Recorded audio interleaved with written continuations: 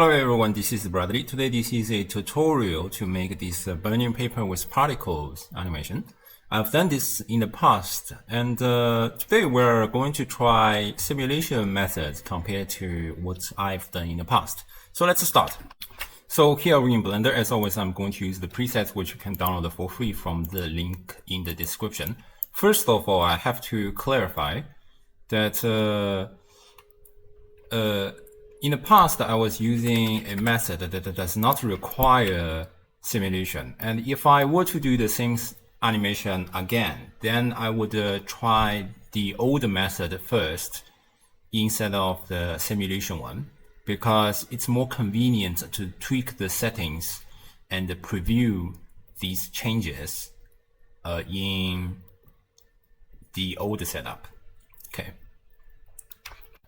This means that the old method is still working. So we can take a point distribute to distribute points, and we point instance to give the curve linear, and we realize instance to access these curves, so that we can take a point splice, a follow splice, to move these points along this curve to give a kind of a flying animation. So we can take this as a 5-5 grid. And in order to trigger this animation, you can use various methods. And in the tutorial in the past, I used proximity 4, I remember. And we take a attribute spline to take this start position as a guidance to start every curve. So as you will see that we have this fourth, and by increasing the scale it becomes white, and I can use this fourth animation to control this scaling animation. Okay, so basically the idea is by now what we can see is that we have these filing up animations, and we can set that to 2. So we have kind of gradual flying up. Okay, and we can burn this plane with this proximity 4 as well. So this is the old principle, and basically the noise is just to add the noise onto these curves and so on. Today, however, as I said, we're using a different method. Instead of using a predetermined curve, we are going to simulate all this process, but we are still using this proximity 4. The difference is that using the older methods, we're using the same proximity 4 to drive the triggering of animation and the process following this spline. That means they will be equally fast. If you want to slow down the movement onto this spline, you have to slow down the burning process of our paper. Okay. And sometimes it's not very convenient because the animation either will be very fast or it will be extremely slow. Using simulation method, we can separate these two processes. And that's why we're using simulation zone today. If I'm using the simulation method, then I do not need to use these curves as a guidance for my particles. So I can just take points and the proximity 4 to do this animation. So let's bump up the counts of my points distribute, and let's take a simulation zone. So I have input and output. Okay, and we can set position inside this simulation zone because I want to add a beautiful noise as well. And for this proximity 4, we're going to use that to trigger this simulation. Basically, the trigger means if I ask this point to start simulation, then they should not stop. Because now if I take this offset as 0.1, then you will see that they all start simulate at the same time. But I want to distinguish this kind of movement. That's why I need to use this proximity 4 to trigger this simulation and so on. Okay. So let's use an empty to trigger this proximity 4. and I'm going to turn off this scale offset and put the flow of animation to 1. Usually I do not like to scale this empty up and down in order to trigger this entire animation. I talked about the downside of it, and that's why I implemented this flow of animation instead. But it's just for better visualization in your case. I'm going to scale that up and down so that you can see what's actually going on. Okay. So here we need to set up a trigger.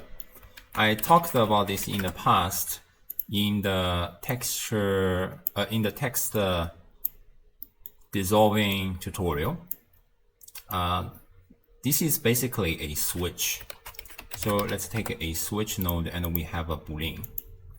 Basically what we are doing here is that I'm evaluating the trigger.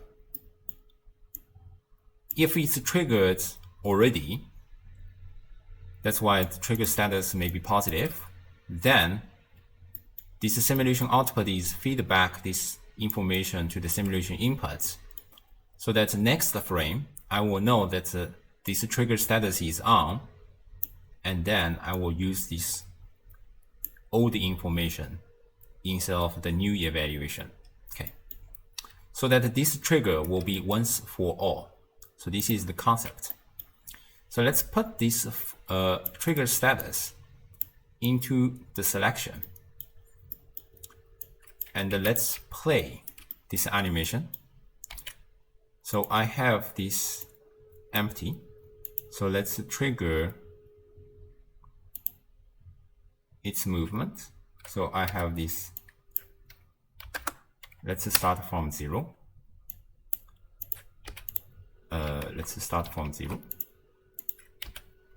and let's increase the size maybe to 0.5, or let's say 1.3 for this moment.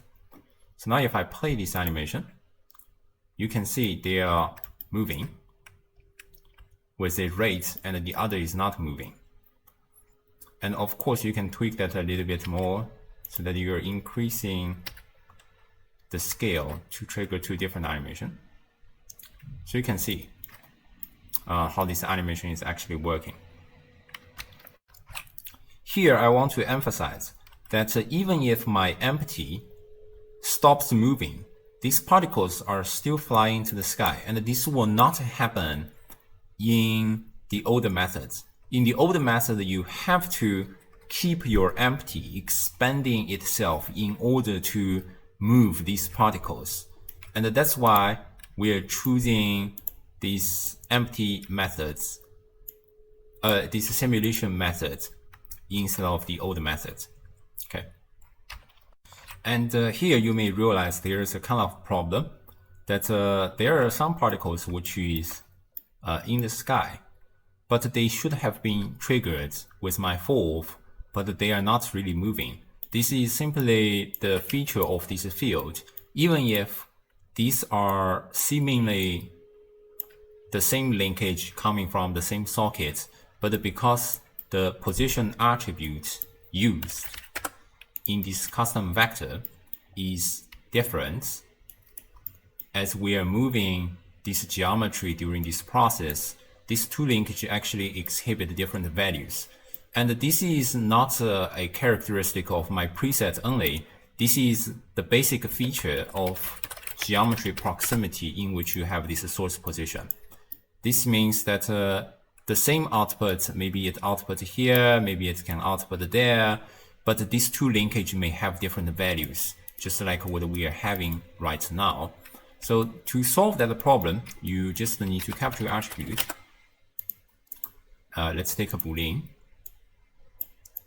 and we use this capture attribute to replace these 2 linkages. So now if I play this animation again, then you can see we no longer have this kind of points that stop at the middle. Here, let's increase the duration of this animation, and next we can basically add some noise. to these particles. So let's take a combine XYZ, because I need to deal with these offsets in addition with a noise. So you can control, let's say, value precision. So we have 0.1 here. We plug that into the Z, and I add that to the offset. Or what you can do is maybe, let's say I offset 1 and I scale it down later. So here, let's take a curve noise turbulent noise. You can also use noise texture, which will be equivalent to noise 3D. So let's take a noise 3D, we can see the difference. If I use noise 3D and I scale this entire two vectors by 0.1, now if I play this animation, you can see this kind of weird noisy movement. Okay, and if I replace that with the curve noise, then you can see this is more exaggerated, and the characteristic of these two types of noise are different. Anyway, once we have dealt with this part of animation, the rest is just the parameters that you can decrease the scale of this combine XYZ or decrease the scale of your noise and so on. Okay, but I'm going to move on to talk about paper. Of course, we are not just working with our particles, but also working with the initial paper. So let's bump up the subdivision, maybe 70, let's say 100 times 100. Okay, and I add a delete geometry because we're going to delete polygons. Let's take a join geometry at the end, and I join these two. Now I do not see my paper because by default we have deleted every points.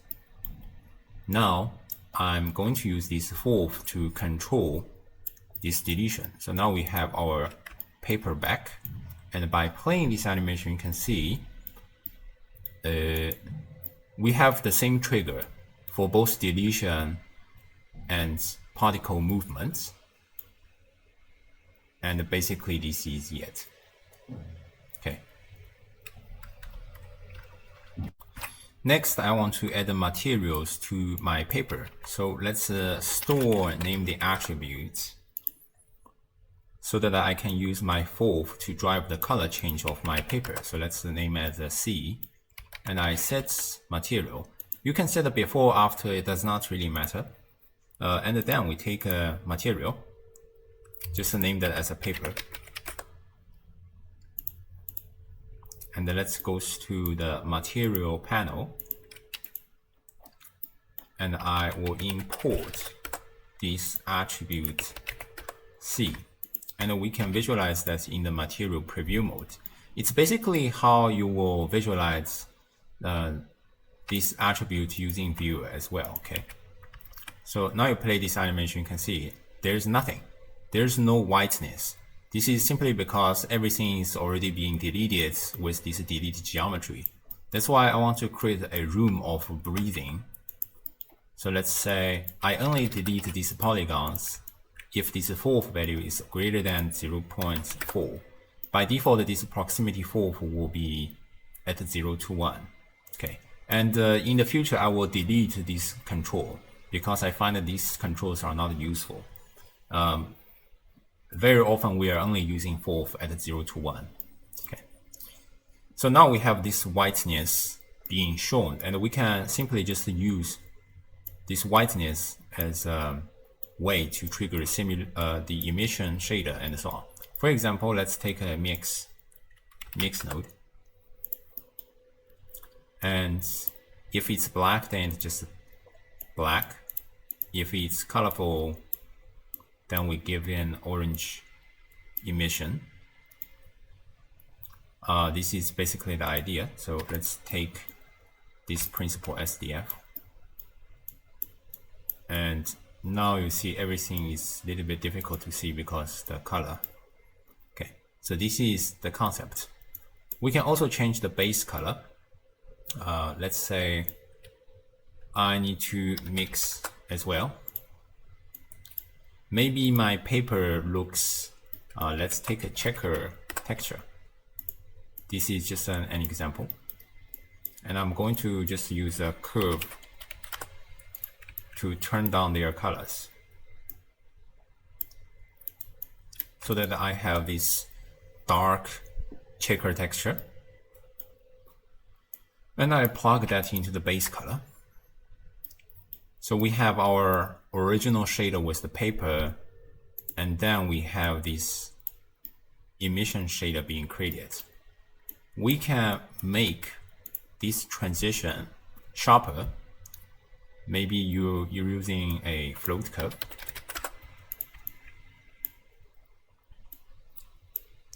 We can try to shrink it. Oh no. Let's decrease it. What we can do is try to shrink it. Okay. I think this is the way to do. So we get something like this. No. Okay. And what you can also do here is that instead of purely using an orange, we can color ramp it. For example, we have an orange, but I can also give a kind of a dark color. Of course, dark emission means no emission. So we try something. The reason we see the black is actually the black from our base color. So there are many different things that you can potentially do. It includes lots of tweakings and so on.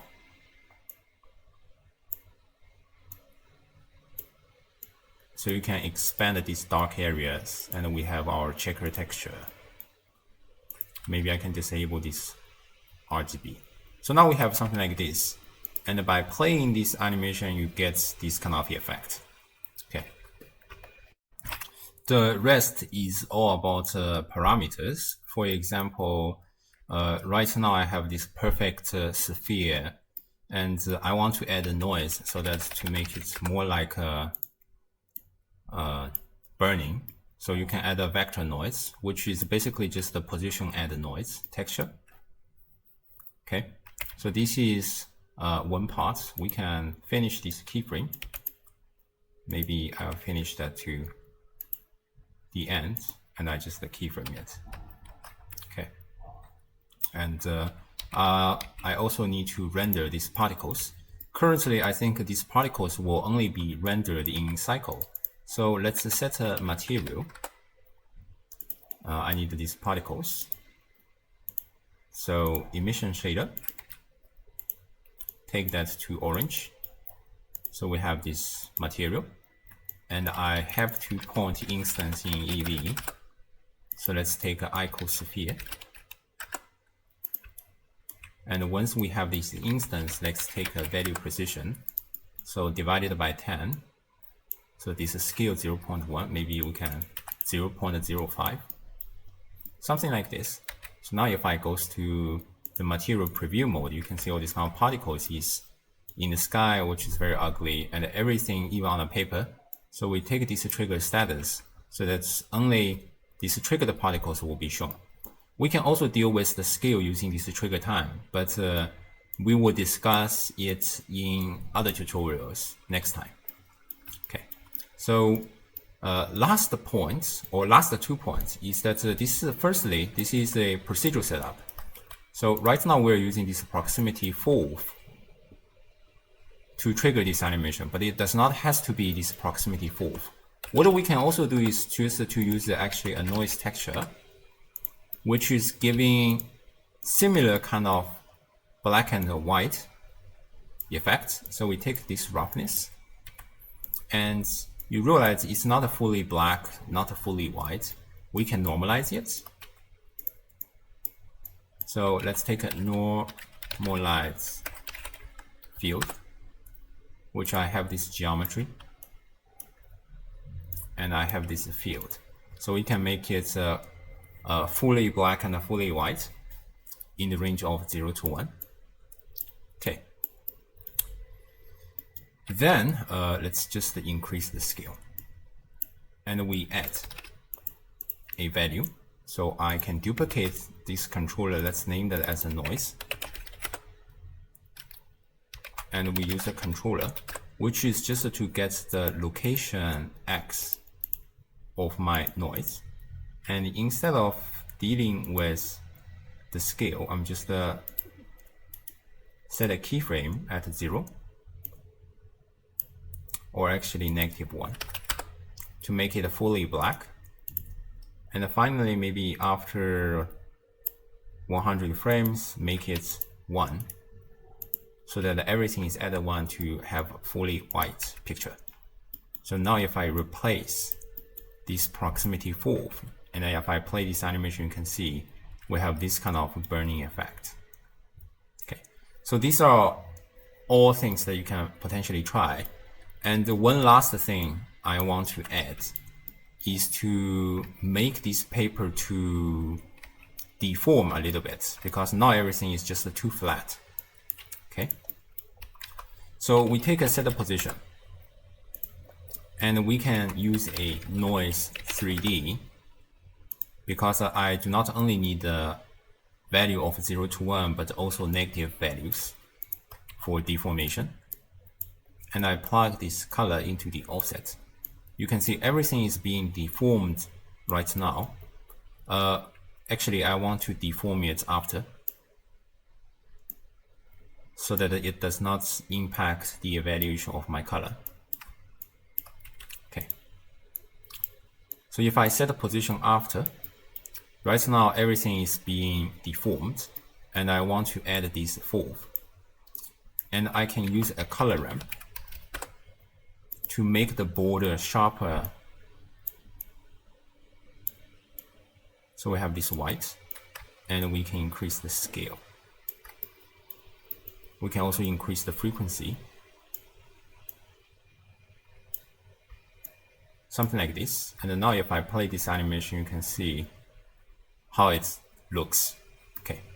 So basically this is it. And you can tweak parameters using different types of fold. And although I spent a lot of time explaining, but this is actually a very simple setup. So I hope you enjoyed this tutorial. I'll probably see you next time. Bye bye.